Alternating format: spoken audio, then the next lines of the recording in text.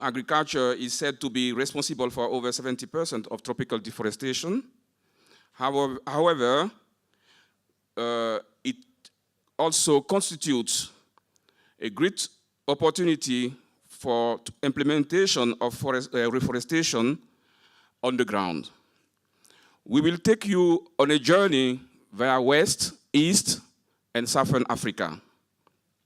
3 sub-discussions we will be having with each session time for discussions and also interaction with you. So now I would like to invite on the panel our great speakers. We have 3 people from West Africa.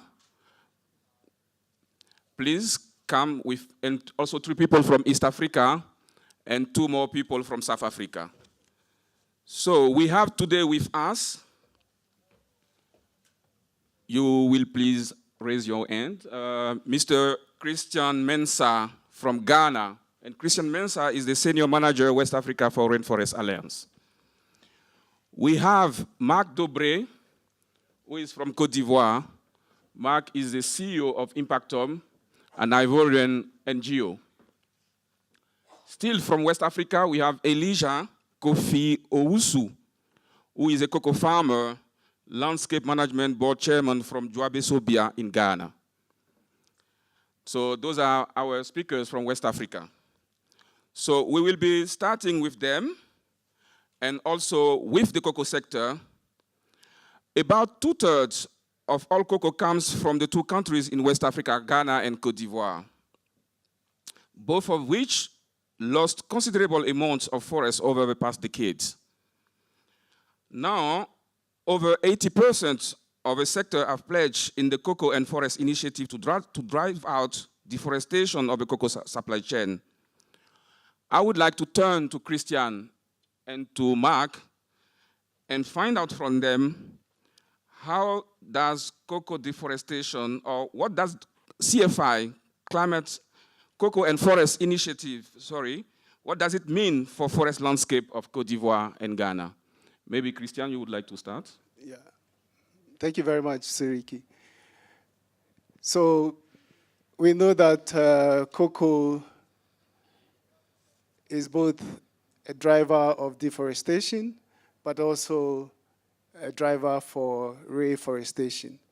And so when you have a sector-wide commitment in a program like Cocoa and Forest Initiative, then there is one single objective, which is to upscale or to scale up reforestation in the cocoa and the forest landscapes. And we feel this is a positive initiative that will enable the sector to drive all the fragment of reforestation that is ongoing into a sector-wide initiative that will enable us to restore most of the landscapes. And not just the landscapes, but the livelihoods of the many smallholders whose life depend on the cocoa sector. Thank you, Christian. Maybe Marc, you have some comments on that? Well, good evening, everyone. In West Africa, you may know that Côte d'Ivoire is the first cocoa producing country in the world, but Ghana also is following. So we're not competitors, just friends and brothers. So talking about cocoa sector is very crucial for us. And cocoa has been a major driver for deforestation, but is also now engaging for solution. And the Cocoa and Forest Initiative is a partnership, private and public partnership in West Africa, engaging all the private sector, all the industry, and also the governments of Ghana and Côte d'Ivoire. And the idea is to still develop cocoa production, but to do it sustainably and preserving the forest, getting into more conservation, more agroforestry, and also, most of all, taking into consideration social inclusion which will be key for the success of this initiative. Great, Mark. Thank you very much, Mark and Christian, for those first insights. Knowing that Cocoa and Forest Initiative is targeting the cocoa sector, I would like to find out from you if this initiative is also involving different stakeholders of the landscape.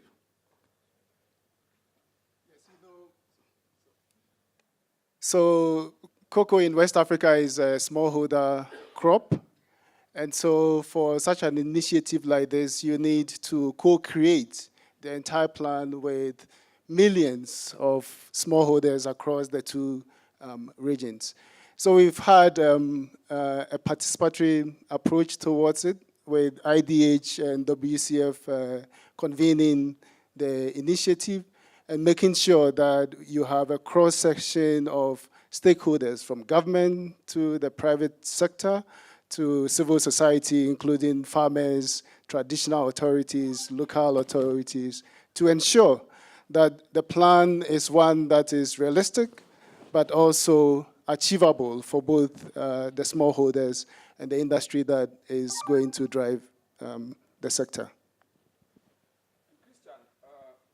Apart from the cocoa sector, has CFI also reached to other sectors? Yes, I think there is an African proverb that says, if you want to go far, if you want to go fast, you go alone. But if you want to go far, you go together. And I think the cocoa sector took the option of going fast and at the same time going far by starting the initiative alone to ensure that we achieve a lot within the shortest possible time.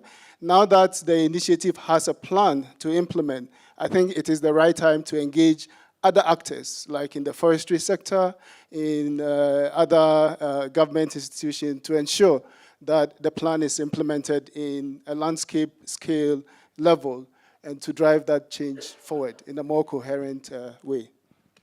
Good, thank you. Now let's hear from Elijah, the cocoa farmer with us today. So we also know that an important objective of CFI is to build on existing initiative, as you were saying, Christian, and processes like also the REDD+ process, as well as other projects like those of ourselves. But now we want to know how such work look like on the ground. So Elijah, probably you can tell us about your experience in the field. Thank you, and thank all the audience, and glory be to God that a farmer to be in the midst of a highly learned people like you this evening. To cut the long story short, I think this good news reaches in 2010, where the Rainforest Alliance with their delegates come to our aid in teaching us how to fight against deforestation and degradation, of which, of course, they tell us it was caused by we, the farmers. So if we want to restore the forest back, we have a duty to do. So, as I said, they came with a table that we, the farmers, must follow. So, as time cannot permit me to say a lot, they tell us that we should not use our children in farming, not to use unapproved chemicals on our cocoa. We should plant trees to replace the old one that we, the farmers, have cut down, and also bring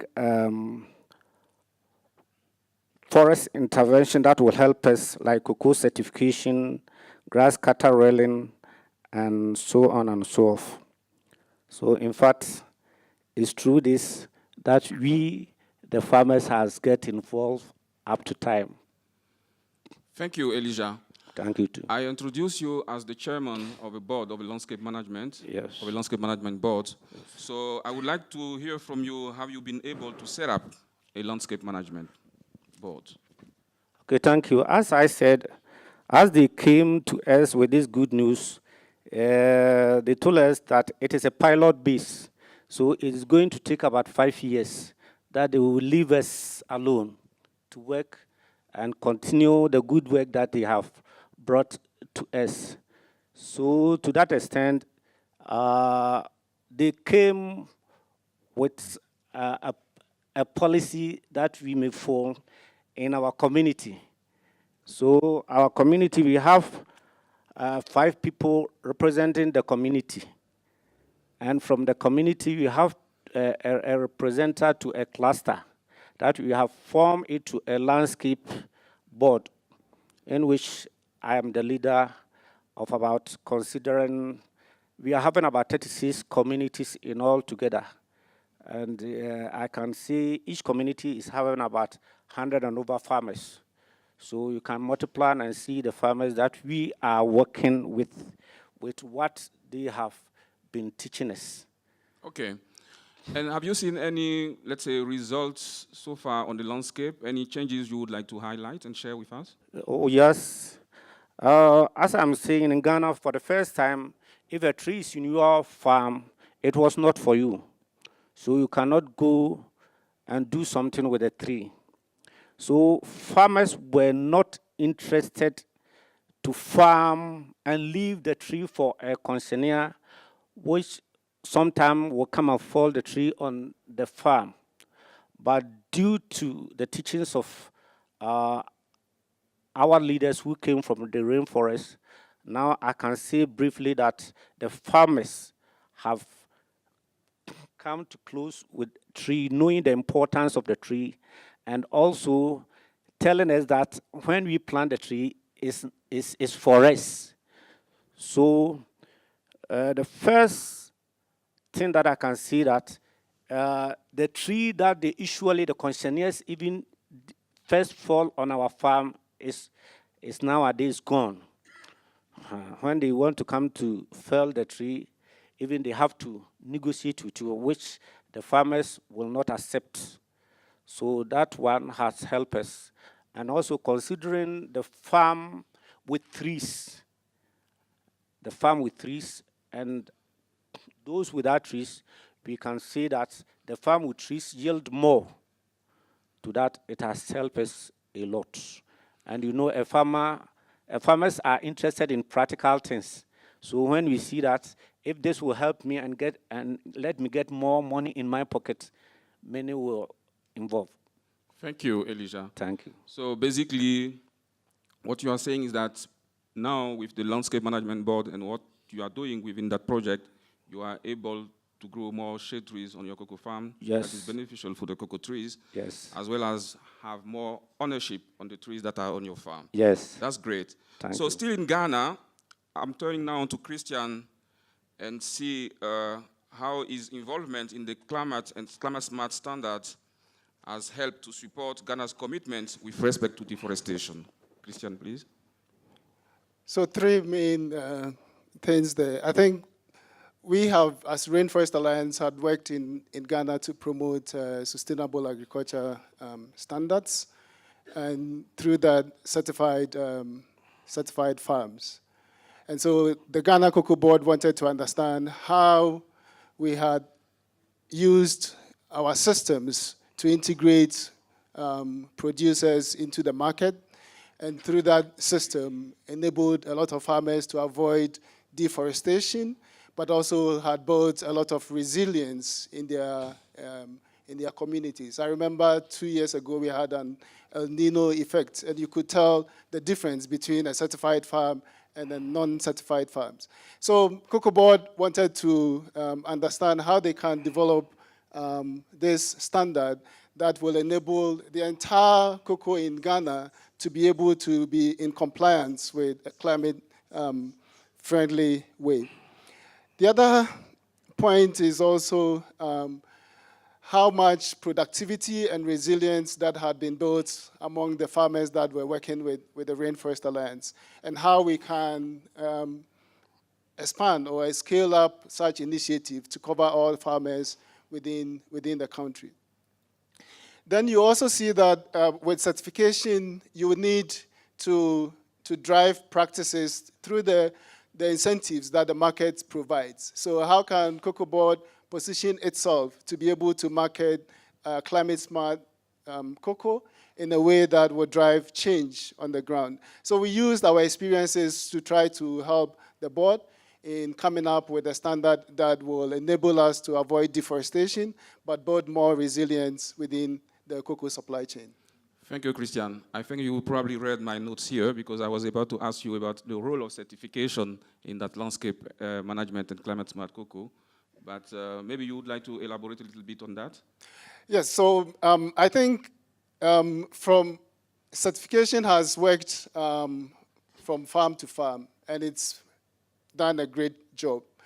For me, I think it's a tool that can enable the smallholders to develop a business model for moving from farm to farm onto a landscape level initiative. And when you're able to bring the market forces that will demand of these farmers to integrate a lot more shade into their cocoa, to grow more trees around their farms and even along riparian boundaries and into fallow areas, then we will begin to see more impact at the landscape level to achieve the desired goal that we are all looking for. Great. Thank you, Christian. Now I'm turning to Mark. Mark, I have, let's say, 2 questions for you. I know that you've been setting up similar projects in Côte d'Ivoire like the one we heard from Christian in Ghana. How does your collaboration with cocoa farmers and other stakeholders work in Côte d'Ivoire, basically? Yes, thank you. We have been working on a day-to-day basis with the farmers as an NGO, but what is behind is a partnership. Because to implement this project, partnering with the Rainforest Alliance, one key thing was partnership. A local NGO like us was able to deliver and also very close to the farmers. So on the partnership, we also have the farmers who is in the center of the game. And around the farmer, we are developing on this project in the western region of Côte d'Ivoire, around the Taï National Park.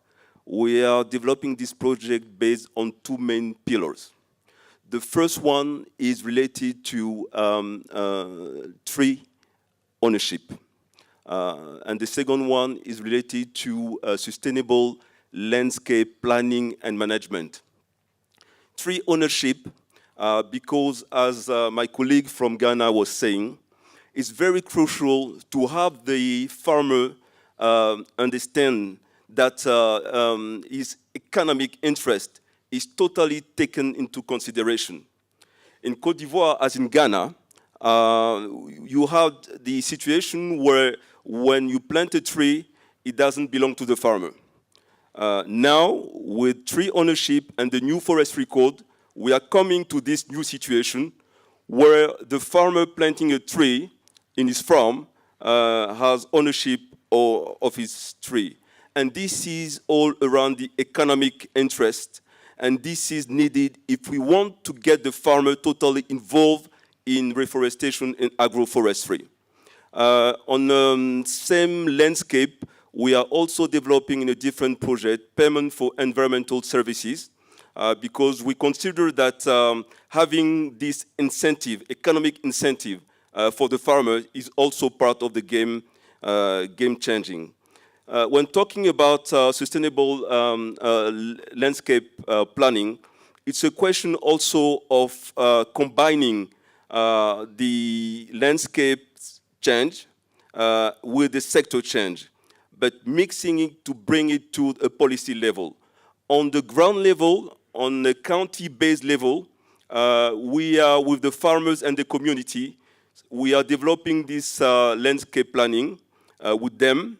And then it comes to an upper level, to the national level. It also brings us the opportunity to bring the farmers and the communities into the debate, political debate.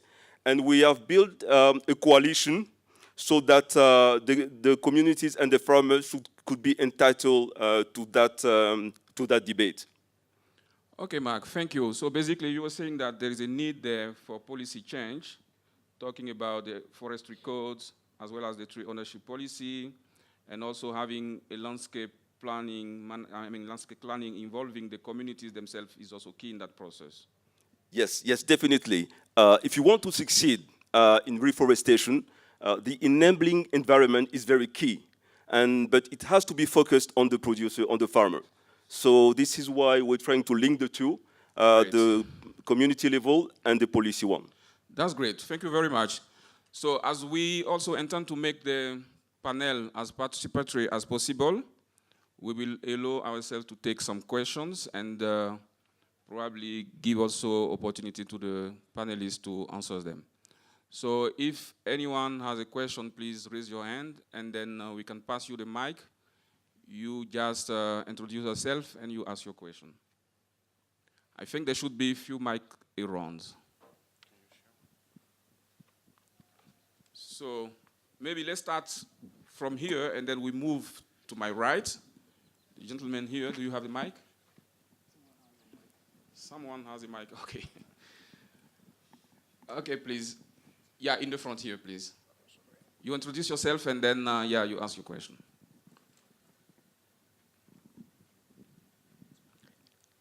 Thank you. My name is Severinas Djembe. I work for Soil Association Certification. I got some interesting point here from the farmer that earlier on, trees didn't belong to them, though they were in their farms, and they wouldn't want to leave them to concessionaires. I just wanted to understand, because from Cote d'Ivoire, I got the understanding that there is a new forestry code that now entitles the farmer ownership.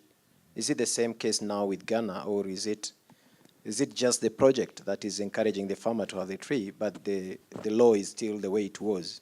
Or what was the problem that was making the ownership not for the farmer?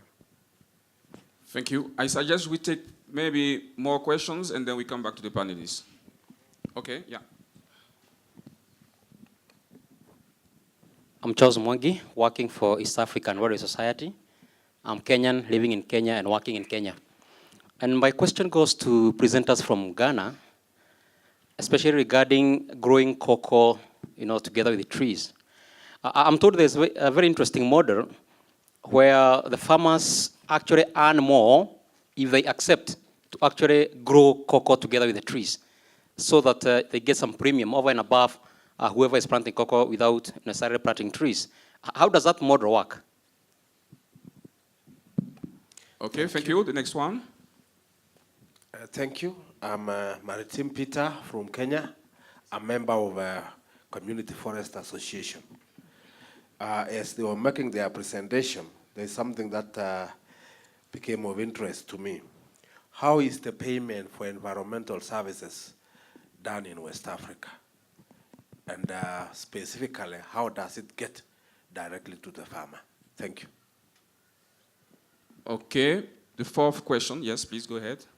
My name is Desmond. I work for Green Africa Youth Organization in Ghana. My question goes to Rainforest Alliance. The model seems to be very good, but then is it only doing this in project areas, or how much does this affect policies concerning the issue of the illegal mining that is still taking away so many trees in other areas, and then the issue of deforestation in other areas that this project is not implemented? Thank you. Thank you. Maybe the last question for this list, if any, of course. Okay. Then we start with the four first questions. I know the first is for probably Elijah about the tree ownership. And then the second could be for Christian on agroforestry model and incentive for farmers. The third question is also for Christian on payment for environmental services and how that could reach directly farmers. Yeah, maybe Mark could also contribute there. And Christian, of course, you have the last question. So the project areas with regards to illegal mining in Ghana. So feel free to start. Thank you. The model has changed in Ghana now. when you plant a tree, as we are working with the forestry, they will come and register the trees planted in your name, meaning that it is for you for good. When you die and your children come, they will come and inherit the good work that you have done. So that boosts us most.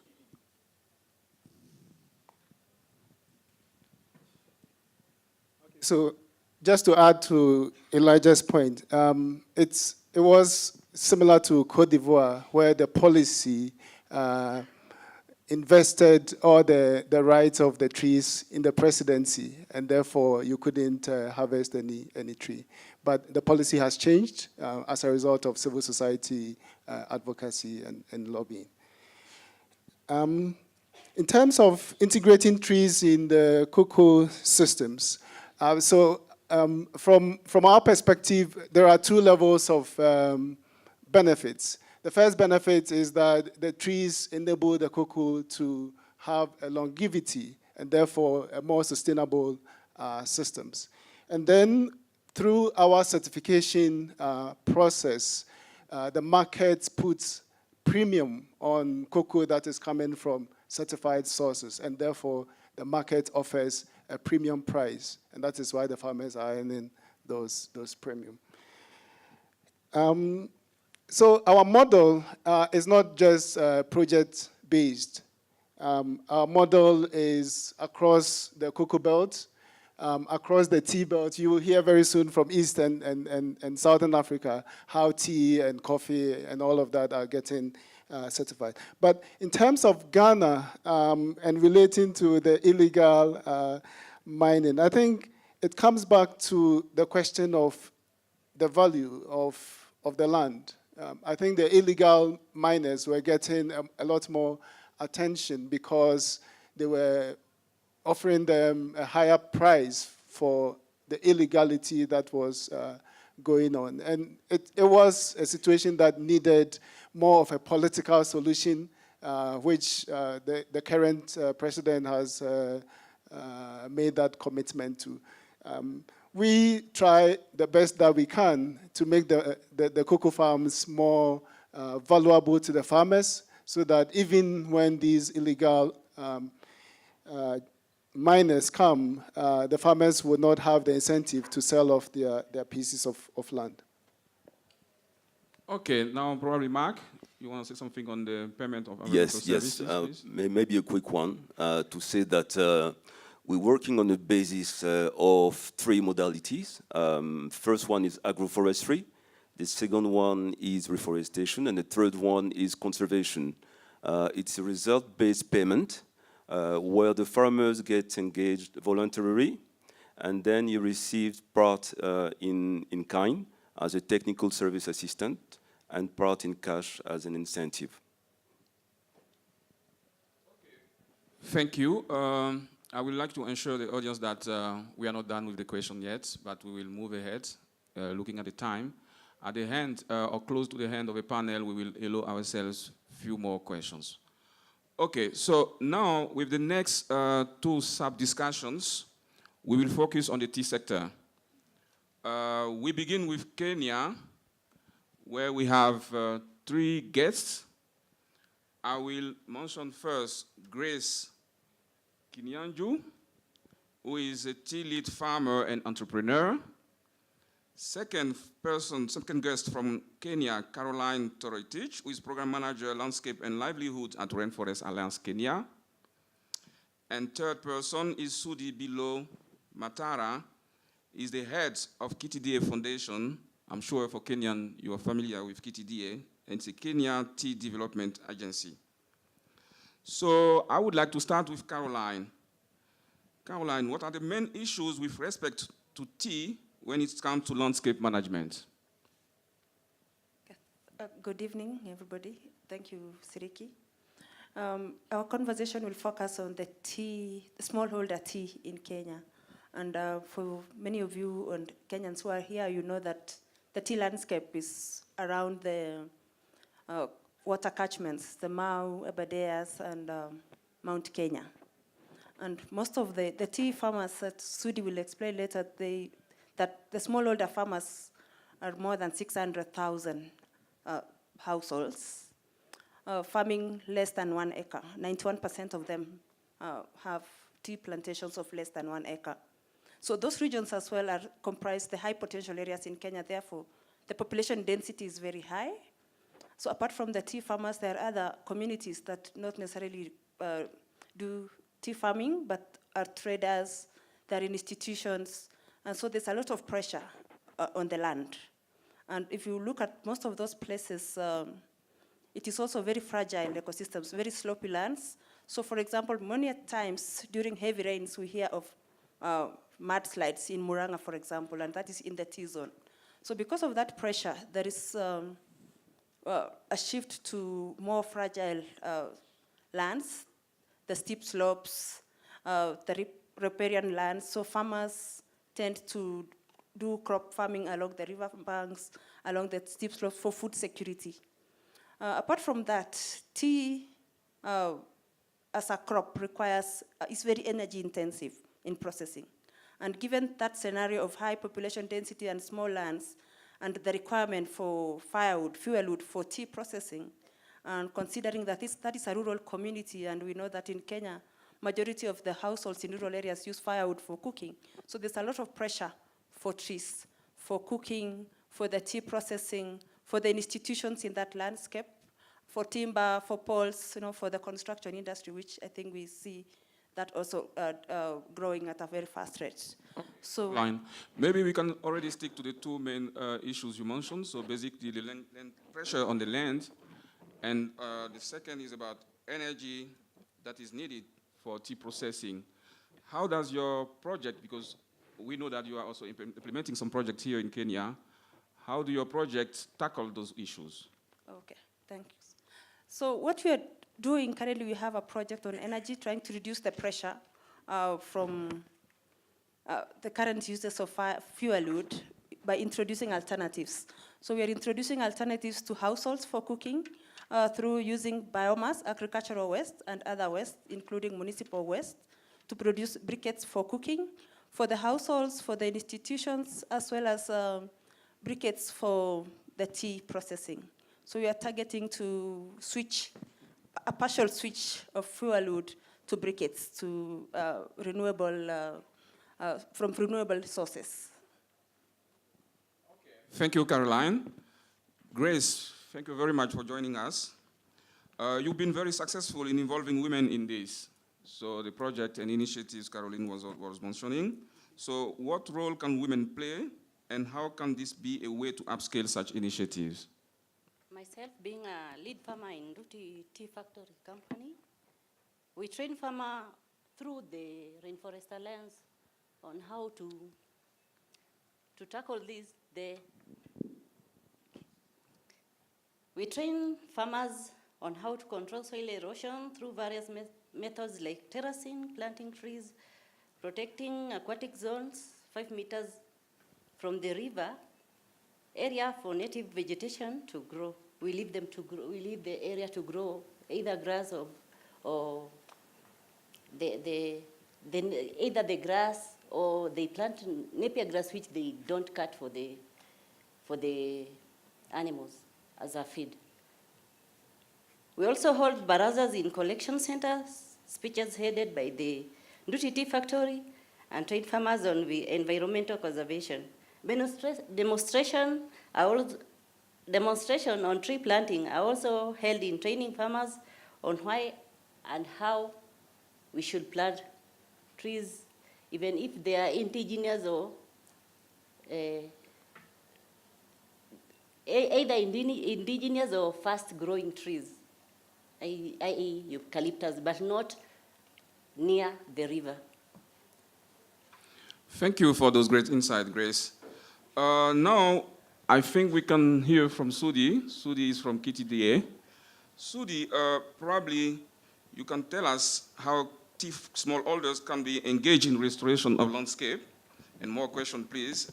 And how is their motivation to work together with other stakeholders? What do they really need, the tea smallholders? Okay, thank you very much. Good afternoon, everyone. For KTDA, we know the value of the environment and the landscape. Because without the landscape, I don't think whether we'll have business. And that's why, for us, it's very critical that we make sure that the landscape is restored. Because we know 50% of all the exports are from the agriculture sector. And tea contributes to 25% of those exports. So for us to continue having a business, that's one of the things that we have to do in terms of restoring our landscape. How do we engage our farmers? I think Caro did mention that we have about 611,000 smallholder farmers. And we engage them at various levels. One, it's through capacity building. We have what we call the farmer field schools approach. And environmental conservation is a big component. And our lead farmers just talked about, one of the things that they do there. There's also certification, where environmental sustainability is a big component, and looking at conserving high-value ecosystems. That is another area that we do engage our farmers. We do engage our farmers in tree planting as we work through some of these challenges that we are facing. We do it at the farmer level, and at KTDA, in each of the factory that is managed by KTDA, we have tree nurseries that all the factories develop. And even as a foundation, we've taken steps to help some of the factories that have been slow in setting up the nurseries. And we've already done about 12 of them with 1.5 million tree seedlings, because we know it's a very important component for us. Still on tree planting, we also do it in riparian lands, protecting, as I said before, the high-value ecosystems. We have a number of projects with other partners working on conserving Mau, the Aberdares. We also work with schools, because we realize that we need a critical mass of young people who are aware of the environment and the importance. So we have a project called Greening Initiative, Adopt a Tree, and we work with, currently we are on a pilot, and we are doing it in about 56 schools, and we want to do this in the rest of all the 68 factories that we have. So it's something that we continue to do.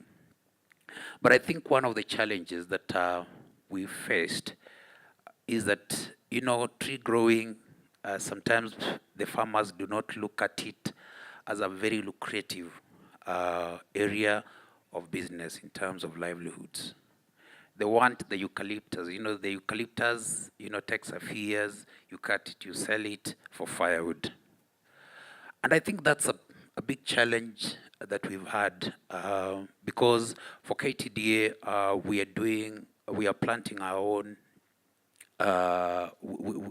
land, and we are planting a lot of trees across the country. But I think the challenge in terms of, telling farmers to plant now indigenous trees, which will take a long time for them to realize benefits from, we realized we have to change tact a little bit. And right now we are thinking of fruit trees, because then if the farmers are able to plant fruit trees, then they are able to get fruits, either for the family for consumption, or sometimes they can be able to sell. So that's the motivation for them. Great. Yeah. Thank you, Sudi. It's also good that you mentioned the role of certification and share also some insight about the challenges you are facing. Maybe what would be also interesting to share could be the role of KTDA in scaling up those initiatives, because we heard that you are doing a lot in terms of support to smallholder farmers on tree planting, but also on agroforestry. Your work with school to create awareness for school pupils to know the importance of environment. So what role could you do to ensure that those initiatives or the learnings from those initiatives would be leading to, let's say, some more scalable process, knowing that at the moment, as you mentioned, you are dealing with 600,000 tea farmers? Okay. I think for us, in terms of scaling up, we have a foundation at KTD. We have a foundation, and right now we have 4 pillars that we're working on. But the main driving force for the foundation is the environmental sustainability pillar, because of the challenges that have been brought about by climate change. So that's a very important area for us, even in terms of planning. That's one of the things that we've done. But in terms of scalability, we are working with different partners. And going back again to the issue about motivation, we are at the planning stage, working with an organization called TIST, because we are also telling farmers if we're able even to plant the indigenous trees, you'll be able to earn some carbon credit on that. And for us, I think if we're able to incentivize, tree growing, and because we are saying tree growing, not even tree planting, because we want to grow these trees over a long period of time. For us, I think that would help us scale it to higher levels. Okay, thank you. So let's now hear from the audience. We will do similar as we did for the first discussion. So we take a list of 5 questions to start. Yeah, please, from here to there. It looks like this side is more active compared to the other side there. Hi, my name is Teresa Gitonga. I'm working for International Tree Foundation here in Kenya.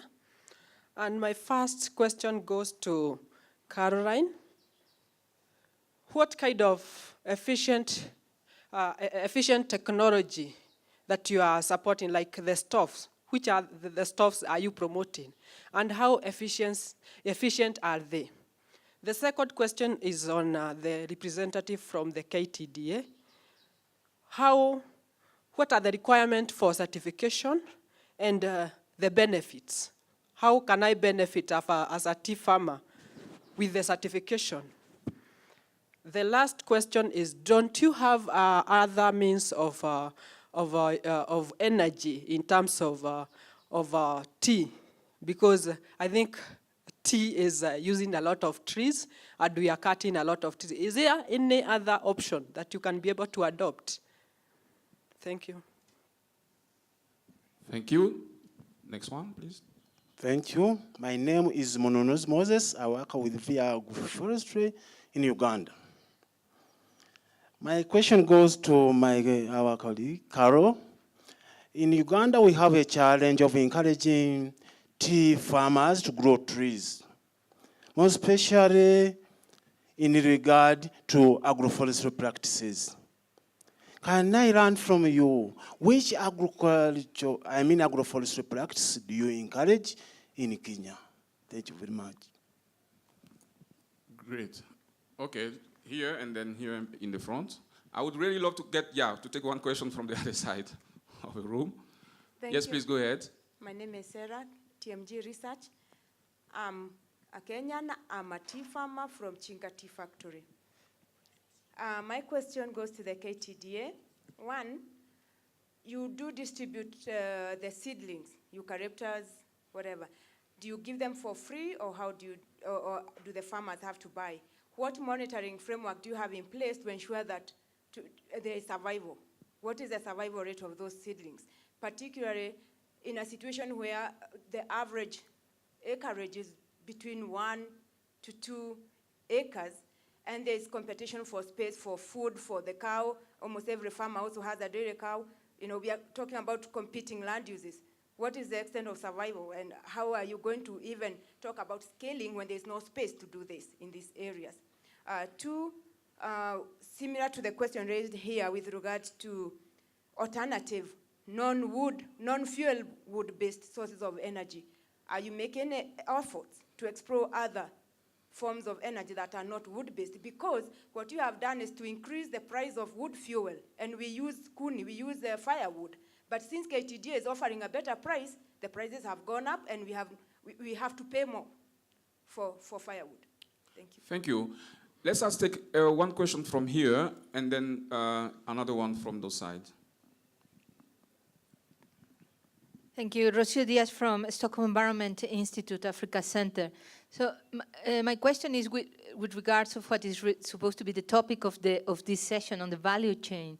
So how do you see not just the horizontal or the linear value chain, but for example, with the previous question of promoting other type of agro-business that could help the farmers there? So rather than you producing the seedlings, that promoting other kind of businesses that can also help the farmers to increase other levels within the supply chain or the value chain.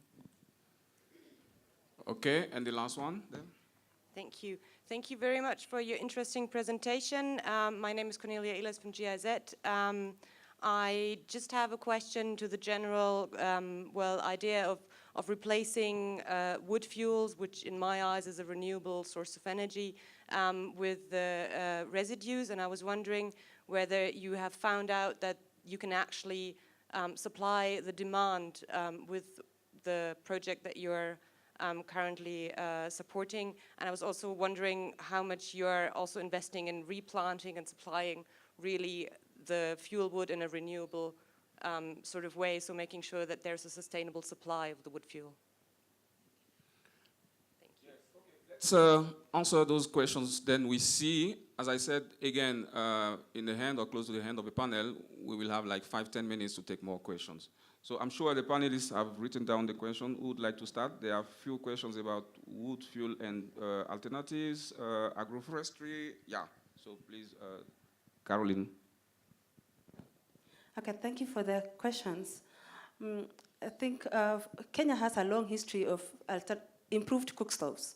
So the current cook stoves we are promoting we are technology agnostic, so we don't promote a specific cook stove, but we promote a cook stove that is going to give us efficiency of from 30%, because we know majority of them, like more than 60%, are currently using 3-stone fire.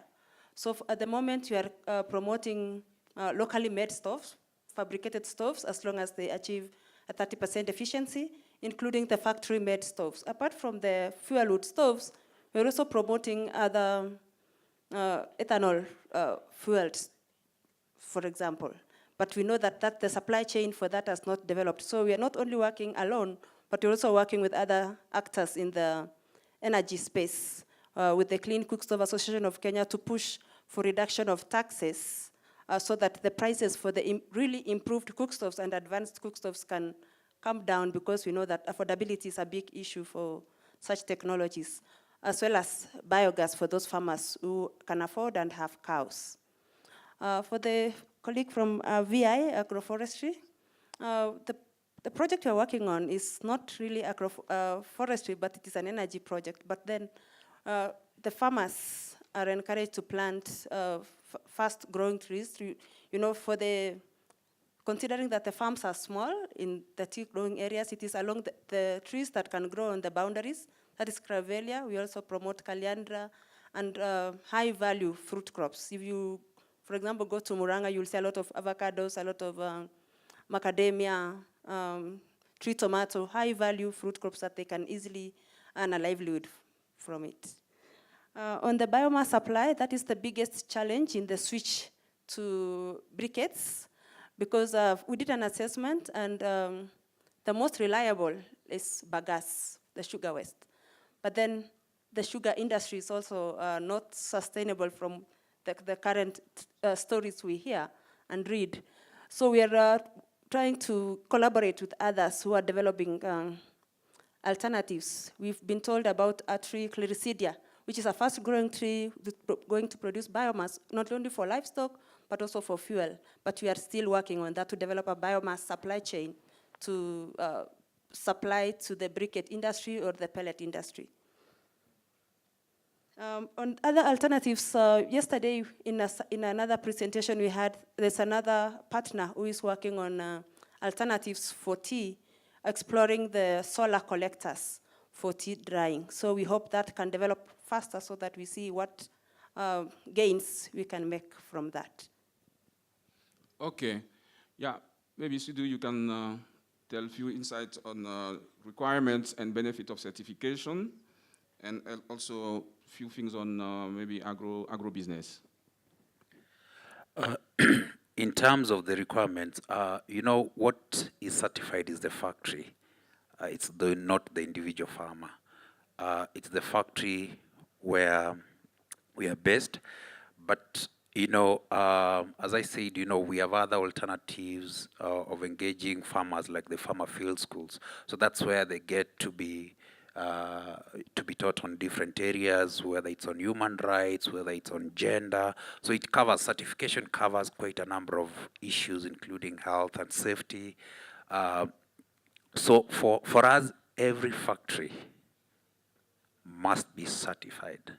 For us to continue being in the market and making sure that we have quality and we are upholding standards, every factory is, for all the factories, they're RA certified, by the way. But we have other certification, such as fair trade, where we have premiums going to the farmers. And that part is purely managed by the what we call premium committees that come from the farmers themselves. So that's about certification. Energy options. For us at KTDA, there are a number of initiatives that we are trying to look at. Briquettes is an example that Kara has talked about. That's one area that we're going to look at. Secondly, we are working with the US government. We are doing a pilot on the use of solar. So that is it's something that is cooking, it's in the oven, and probably in the next 1 to 2 years, we shall have the results for the feasibility study. Thirdly, we are developing our own hydropower, the mini hydropowers, because you know the cost of production in terms of now made tea, that is where the highest cost is. And I think for us to bring it down, then we have to look at other ways, and that is why we have our own hydro projects. We have about now 14 factories that are connected to our own grid.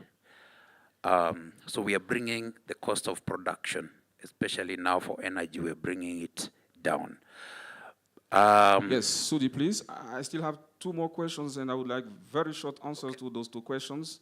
One on the seedlings distribution and the survival rate, and the second on this agribusiness diversification to help farmers. So could you probably give some brief answers for the 2 questions? Yes, seedlings, I think that's something that we have to look at, because sometimes when you give something for free, sometimes it's not sustainable.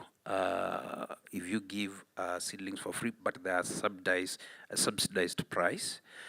In terms of livelihoods, agribusiness, one of the things that, as I mentioned, we have structures in KTD, and FFS, the Farmer Field Schools, is a place where we look at other alternatives, and that's where we are talking about livelihoods, because we know pressure on land. You know, we have small sizes, and we cannot continue subdividing the land into an economic sizes.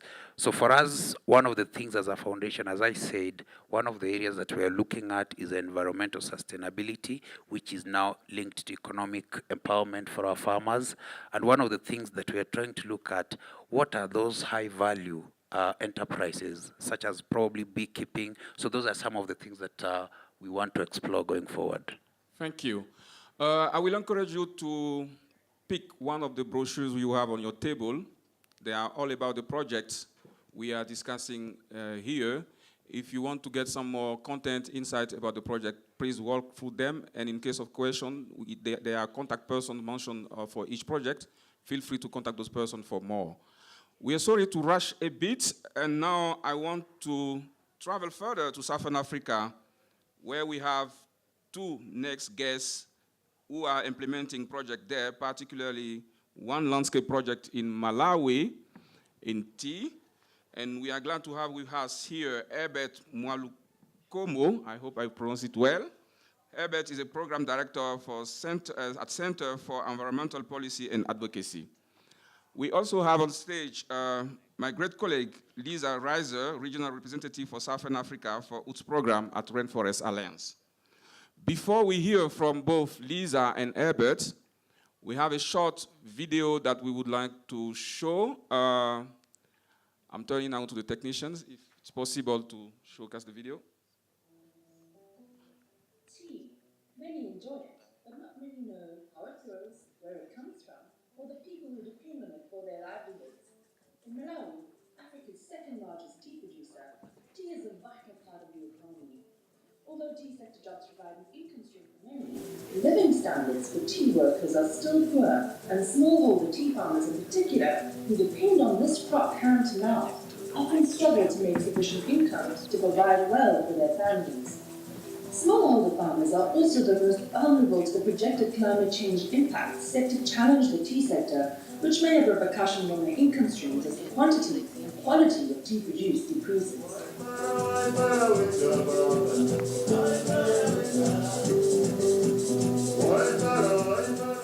The two-year Malawi Landscapes Adaptation Project, funded by UTS and implemented by GreenPath, the Center for Environmental Policy and Advocacy, and Action for Environmental Sustainability, intends to build the capacity of smallholder tea farmers in managing the environment and adapting to climate change in Malawi's two key tea growing areas, Mulanje and Tiolo.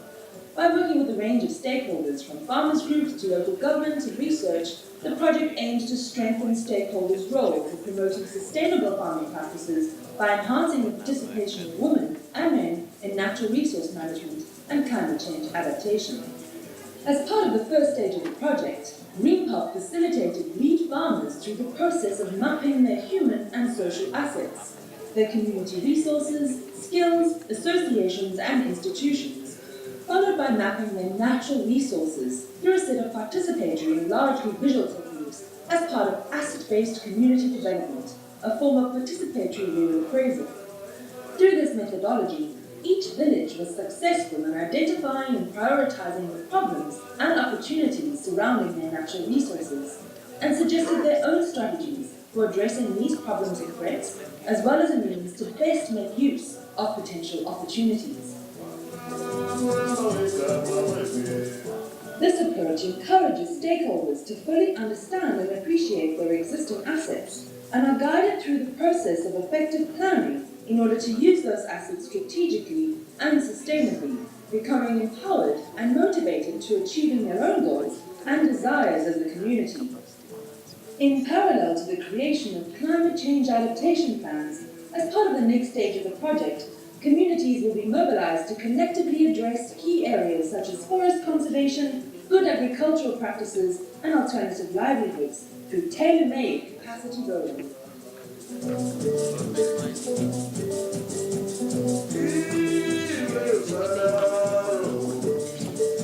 Thank you very much.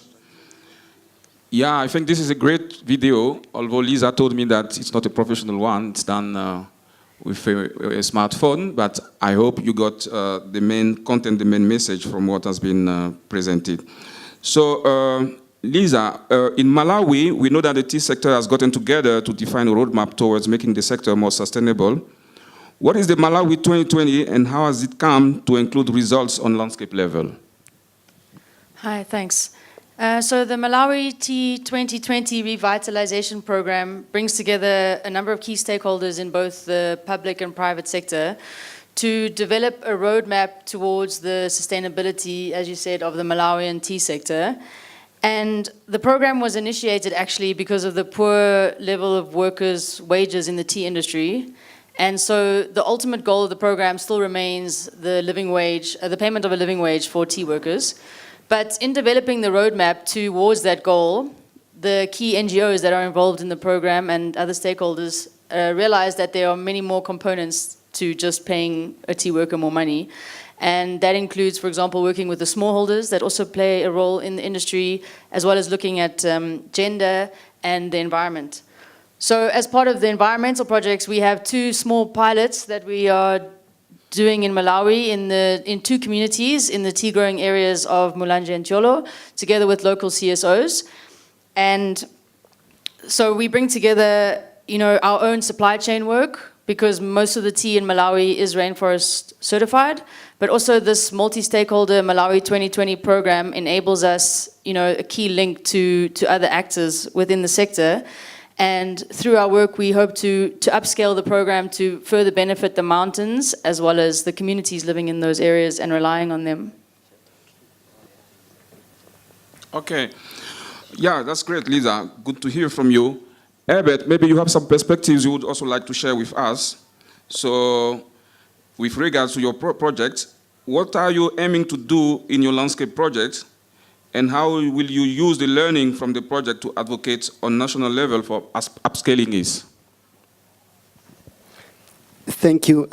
So like Lisa said, but also as we watched on the video, this specific project on landscape management is looking at a model for bringing together the private sector, because the tea sector in Malawi is actually dominated by private estates. So 90% of the tea is actually produced by private estates, and the smallholders is only 10% and working on 15% of the total land area under tea. And so because of that and for historical reasons, there is a lot of pressure on land because farmers are constrained in very small land holding sizes, these smallholder farmers. And that also means a lot of pressure on natural resources and the entire landscape, which leads to deforestation. And with the context of climate change, production also goes down. So within this, in order to address all these issues, that's why this project is trying to come up with, although it is operating in very small pilot sites, but at least it is defining a model for how we can encourage the partnership between the estates, the private estates, and the smallholders to work for landscape management over and above the business partnership of supplying tea to the private estates.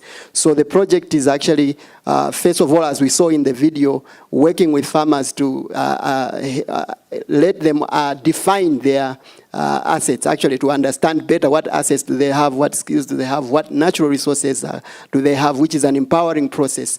And then coming up with adaptation plans, which again is based on their own priorities, and then guided to actually implement those plans.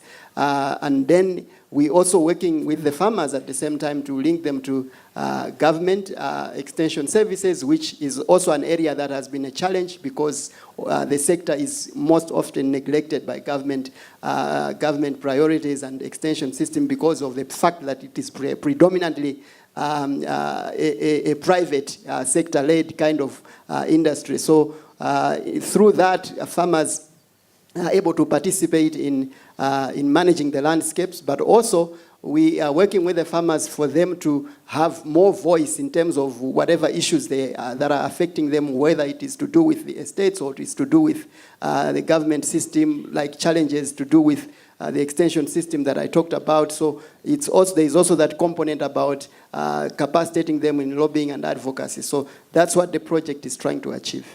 Thank you, Herbert. So basically you were saying that farmers are definitely involved in the process, making it as participatory as possible. So they define themselves and prioritize for the action plans, and they define their own needs, and then they are definitely involved in that process. But one aspect I would like to hear from you about is how did you involve vulnerable groups such as women and youth? Yes, again, I will take you back to what we saw in the video. You would see a lot of energy with women participation and in terms of the whole process of mapping their own assets and natural resources. So it was deliberate because the context that is there is that it is a region which is matrilineal in nature. So the land is in fact owned, so to speak, by women. That's customary ownership. And men are the ones who go and they don't have that that much ownership. But when it comes to decision making, for example, financial decisions, you still find that men are the ones that are in the forefront, even in terms of occupying influential positions. So it was deliberate within the project to make sure that women are actually encouraged and empowered to be in the forefront when it comes to defining opportunities and also actions that they would want to do. So that has been a process that has seen a lot of benefits in our view, because they are actually now, they have already embarked on doing certain initiatives, including electing women leaders in positions like lead farmers and stuff like that. So we found that it was very empowering, and they were actually very actively involved. Interesting.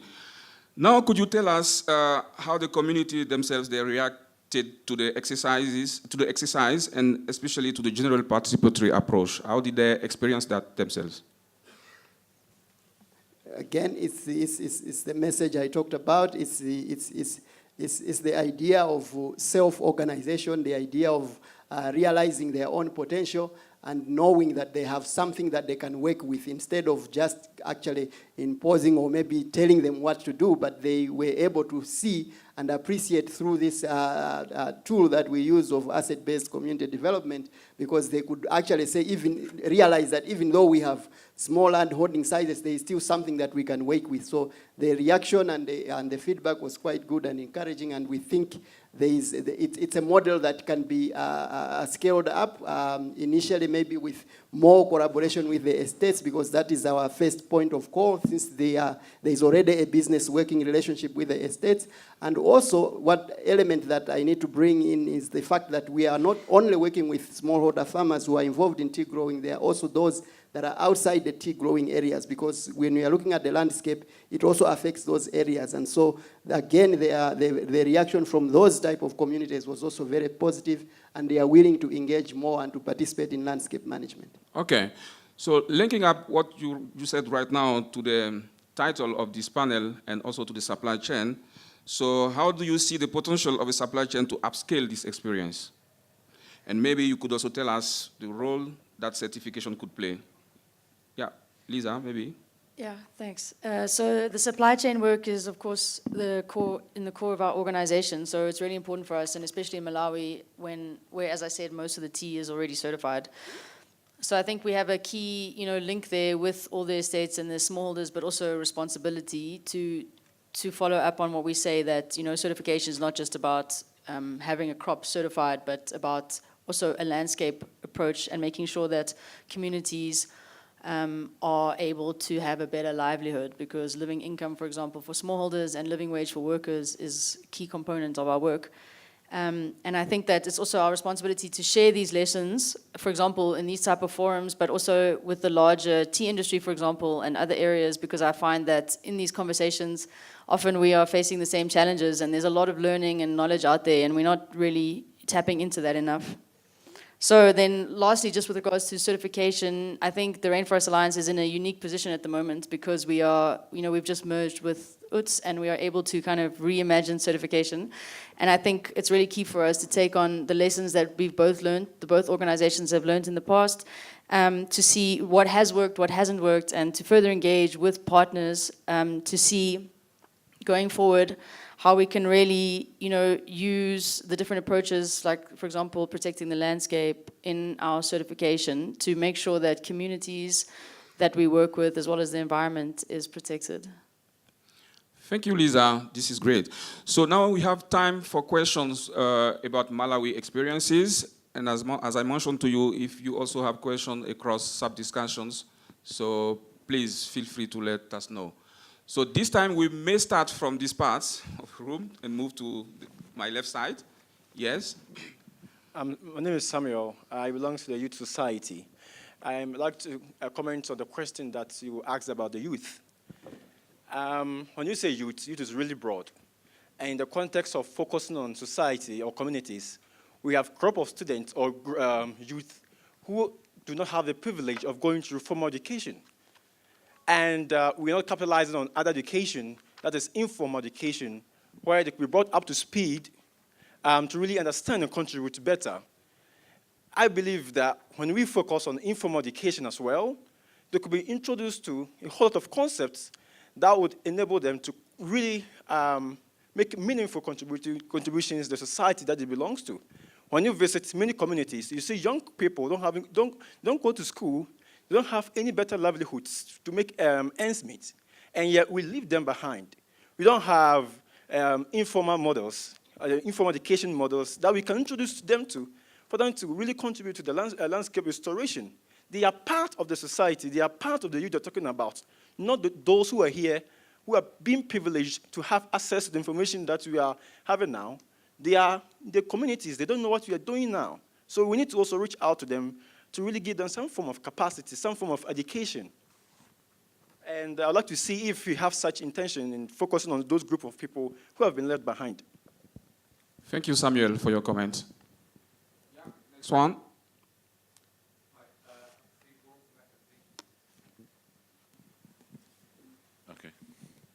Hi, Steve Ball here from FSC. A couple of questions on this interesting story. So first of all, I wasn't quite clear.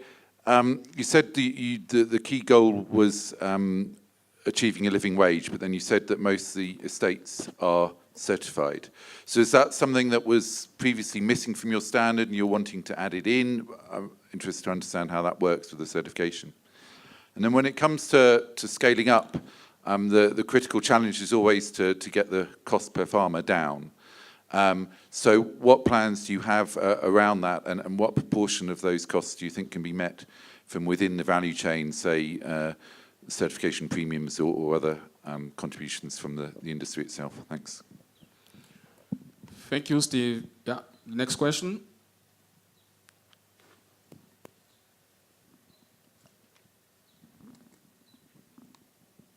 Okay, thank you. My name is Alfred Sang from Kenya. I just wanted to understand, apart from the gender issues in terms of selection of the lead farmers in Malawi, what are other considerations that you consider, considering that the smallholders occupy just 10%, whereas the other private sector is 90%? Okay, I think the three questions are targeting Malawi. I would like now to hear if there are any questions across sub-discussions. Yeah, I'm Severinus Jembe. I was just wondering on the Kenyan case, if they have considered the situation that actually the seriousness of the fuel demand is on the factory rather than the community producing the trees. If you look at the household consumption, I think the amount of wood that is utilized in making food in the household level is not that much if you compare with what would be utilized in the factory to cure tea. And if you put all your energies in trying to give an alternative stove and so on for this smallholder, it might not do much in terms of the forest deforestation in that region. And I'm also wondering whether KTDA has also considered the sustainability aspect in terms of where you source the material from, where do you get it? Who brings it to your factories?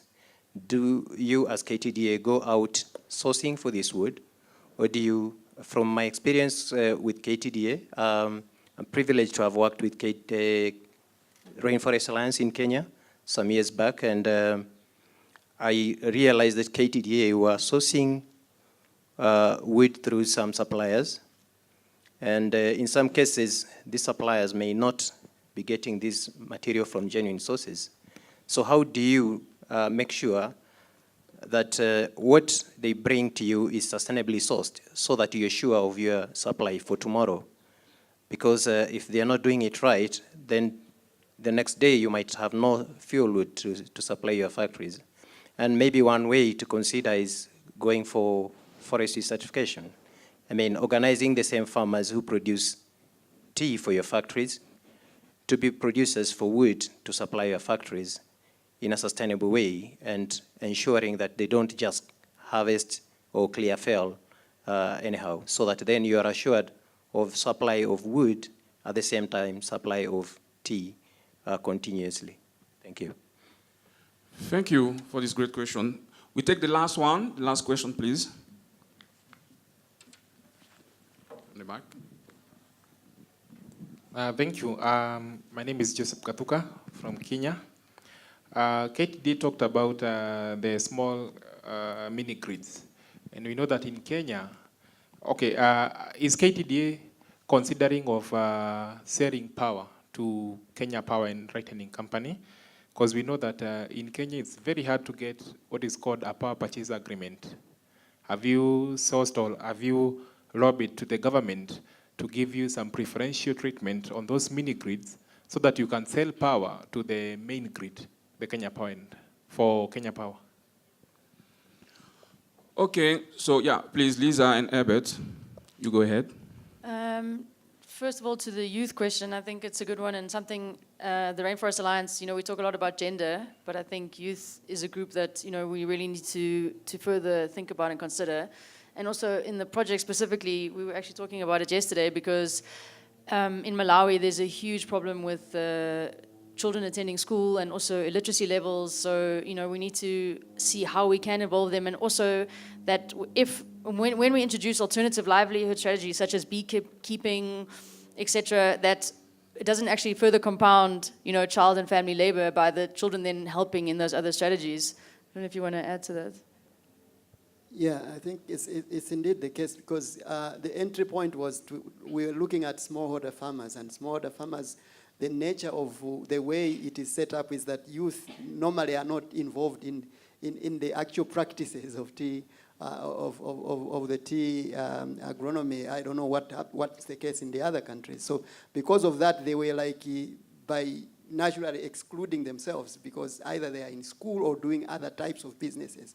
But it's something indeed, as Lisa has said, that we're looking at how best can we get them engaged, because when it comes to landscape management, then they have to participate one way or the other, including in issues of alternative livelihoods. So, yeah. Thanks. And then to Steve, on the living wage. So actually in the past, the UT standard as well as the rainforest standard did not really cover living wage. It's kind of a new topic for the last 2 years. And our standards that just went through revision in the last 2 and 1 year respectively have now got living wage in the code, but it's not a requirement. It's more a progression, So we encourage estates or commercial, private estates to work towards a living wage. But we are not saying that if you don't meet a living wage, then you're not certified. But I think it's really important to mention also the work that we are doing in the Global Living Wage Coalition, because through that work, we are really trying to standardize, what does a living wage mean, and also push other sectors and other partners, such as FSC, for example, to have a common understanding of the living wage. And they've already launched a tool that you can use online to help you calculate the wage, but it's definitely in our new standards something that we are being pushed to look at in more detail to see how much we can actually play a role in achieving that. And then just on your last question around the upscaling, I'm assuming you're talking about certification, the cost of certification per farmer, like how to bring that down? Oh. Okay. Yes. Indeed, that's why Herbert mentioned, we're only working in 2 small communities because it's really about looking at the methodology, how we're using it, how we include that whole community, the whole landscape, as opposed to just the farmer, the tea farmer, which we have quite easy access to because of the certification work. So that's something that we are now further exploring, for example, with IDH and other partners to see how we can take lessons learned from that, and also in terms of other work that's being done through the Malawi 2020 program, and see how we can bring it to scale. But at the end of the day, it is going to cost a lot of money, and it's going to be a long-term project. And I was really encouraged in the session before this, in the plenary, about the amount of money that it looks like is going to be committed to landscape approaches. And I think we need to be very clever on how we tap into that, and use it for projects that are already existing to scale them up, as opposed to, reinventing things when I think a lot of learning and work is already being done. Thank you. I think there's a last question for Malawi about selection of lead farmers. Yes, so given that where we're working is actually in very small pilots, so a key consideration was basically to do with group dynamics and leadership skills, because you are looking at a few people who would be able to do something that other people can then emulate. So they would be having follower farmers. So yes, indeed, besides the gender considerations, we're also looking at how can we have people that are able to practice something from which can serve as role models, basically. So that was the key criteria as well. Thank you. Thank you, Herbert. The two last questions are for Kenya, Caroline and let's say Sudi from KTDA. I'm sure you have some answers for the questions. Respond to a question from my colleague there on the focus should be on the tea factories. So the current project we're implementing has two components, the household component and the factory component, trying to switch the two, the use of fuel wood, to reduce the use of fuel wood in both. But then I want to disagree with you on that households do not consume a lot of firewood. If we take one factory, for example, in Central, like Ngere has 10,000 suppliers, which means 10,000 households. On average, in a year, they consume 16,000 metric tons of wood. So if each of those households maybe consume 2 metric tons, you see that the households consume more than the factory. On the other hand, those are only the tea suppliers. We have other households. We have the tea pluckers, we have schools, we have hospitals, we have small hotels who consume even more than households. So in our project, we are not targeting the tea stakeholders alone, but every household in the landscape and any other fuel wood user. And the issue around sustainability of wood fuel, I think, as I said before, we are looking at other alternatives, and wood fuel is not the only thing that we're looking at. But remember, I did mention that KTDA factories, managed factories, have bought land and they're planting trees across, because we know the banning, the logging ban has affected, the amount of wood fuel that is available. So for us, that is why the last 2 years, we looked at the alternative of planting our own wood fuel. But as I mentioned also, is that we are looking at other sources of energy, including solar. Thirdly, the question around whether we are selling this to Kenya Power. We are doing that, but one of the things that we wish we had was the infrastructure. Then we could not even sell to Kenya Power, because then we would all supply to all our factories. But the problem that we have right now is the infrastructure, because we can't move the power from Central all the way to the western part, because we do not have that infrastructure. So the extra that we get, we are selling it to Kenya Power, although they're giving us peanuts, that I can tell you. Yeah, maybe a quick answer on the factory certification or the forestry certification for the factory. Would you probably like to say something on that with regard to the materials that's brought by smallholders, if you know about who is bringing those materials to the factory to be used as energy? Largely we were getting them from public forests. That's where we were getting our wood fuel from. But we also have individuals who supply the wood to the factories. And I think right now, there are very strict guidelines on how you can transport even, because then you have to be given even alliances for you to be able to supply to us. So you'll need Kenya Forest Service to give you alliances before you give us that wood. Great, wonderful. I think now we have heard great insights from our panelists. It's maybe time now to wrap up, and to make my role a bit easier, I would like to hand over to Nigel Sizer, Rainforest Alliance Chief Program Officer, who is with us in the room, so that Nigel can highlight a few takeaways from the discussions. Nigel, you have the floor. Well, thank you very much. And and I appreciate the opportunity. First, I want to thank Siriki Diakate for doing a fantastic job. As a dynamic and wonderful, inspiring moderator, let's give him a round of applause. And our panelists as well, and some of them have traveled a long way to be here from West Africa, from Malawi, so fantastic, really inspiring. Thank you for being really concise and clear and answering the questions, and please, a round of applause for them. And for all of you, I thought the exchange was great, and thanks for asking some tough questions as well. I hope we and the panelists gave some answers to those. I'm not going to try and summarize, but there's a few things that struck me as key takeaways here. So first, starting with Elijah and Grace, sort of representing the farmers directly here as lead farmers, representing thousands of farmers actually in some cases. And Elijah said, don't blame the farmers. Don't blame the farmers. There is a lot of blaming of farmers that goes on around these issues.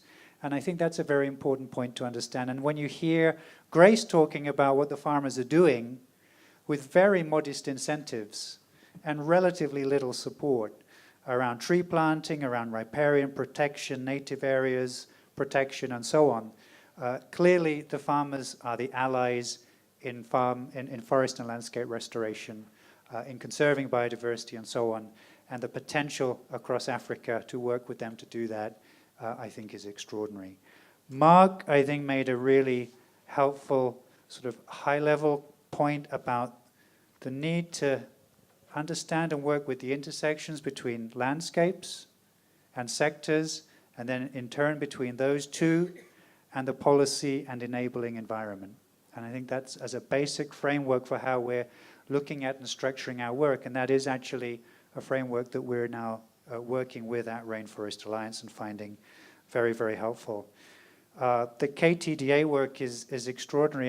What may not have been clear to everybody here, if you're not from Kenya or involved in the tea sector, is that the 30, 40 odd factories that belong to KTDA and all the work that they're doing, over $100 million in revenue that they generate every year, all of that is owned by the farmers. It's a giant cooperative, and it's a really extraordinary example of a strong group of farmers who've worked together for decades to build an organization that represents their interests and can address some of the commercial needs that they have. So farmer group strengthening, and Elijah is a great example of that as well, is a really key part of this process. And we didn't explicitly get into that, but I think that's something that we need to be looking at much, much more. And in relation to that also the need to invest in lobby and advocacy capacity, the capacity of local groups and these partners to be engaging in the policy process, for women's groups to be doing that, and to be supporting women's leadership and youth leadership and engagement in that process as well. So those were a few things that struck me. Maybe a living wage. We've heard a lot across this conference the last couple of days on the environmental side and other aspects. We haven't heard so much about living wage and living income. When we talk about sustainable landscapes and restoration of the social aspects and building out the livelihoods is fundamental. And I think sort of my closing point here is that what you see is what I was feeling as I was listening to the panelists talk was the extraordinary way in which they're talking about this work and how completely integrated the social benefits and the landscape and the environmental benefits are through this work. And finally, how with actually very modest incentives, quite small premiums, in some cases no premiums, that come through from the certification work and the market linkages, quite small premiums, relatively modest technical inputs and access to training. You see how much has been achieved in terms of the benefits on the ground. So imagine where this can go across this continent if we're able to ratchet up those incentives that are getting directly to the farmers on the ground. Imagine where this can go if we can channel carbon benefits, biodiversity benefits, watershed services payments, and so on, let alone other benefits and so on, premiums that the market would provide. If we can bundle that and get that to the farmer, imagine where they can go with this and what a contribution that can make across this continent to massive scale restoration of these landscapes and regreening of Africa. So thank you very much. I'll leave the last word, though, to you, Siriki, please. Thank you so much, Nigel. I think you also deserve a round of applause. Thanks a lot. So just a few words to build on Nigel's highlights. I'm sure we'll be taking them along with us. I would also like to thank our panelists. So please give them again and again another round of applause. Thanks a lot. And also thank you all for coming. I would just like to say that I wish you a very great rest of the evening and nice stay. Let's still be in touch and continue the talks. Thanks a lot.